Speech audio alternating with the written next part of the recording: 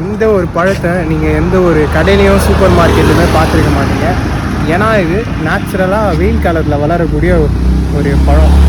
ஏன்னா இது மரத்தில் ஏறி பறிக்கிறதுக்கே ரொம்ப கஷ்டமாக இருக்கும். தவறிட்டா கீழே வந்து கை கூட உடஞ்சிக்கலாம்.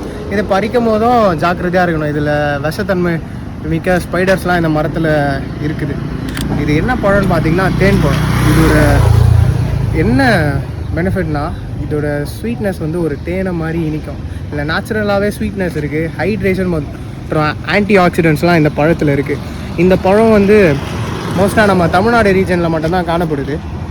சம்மர் சீசன், அதாவது ஜூன், ஜூலை, ஆகஸ்ட் சம்மர் முடிகிற காலத்தில் தான் இந்த பழம்ன்றது வந்து பழுக்குது.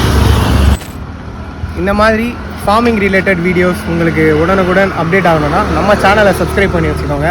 உங்கள் ஃப்ரெண்ட்ஸுங்களுக்கு மறக்காமல் ஷேர் பண்ணி உங்களை பற்றி கமெண்ட் பண்ண சொல்லுங்கள். இதை மாதிரி நீங்கள் என்ன வினோதமான பழங்கள்லாம் சாப்பிட்ருக்கீங்கன்றதோ கமெண்ட் பண்ணுங்கள்.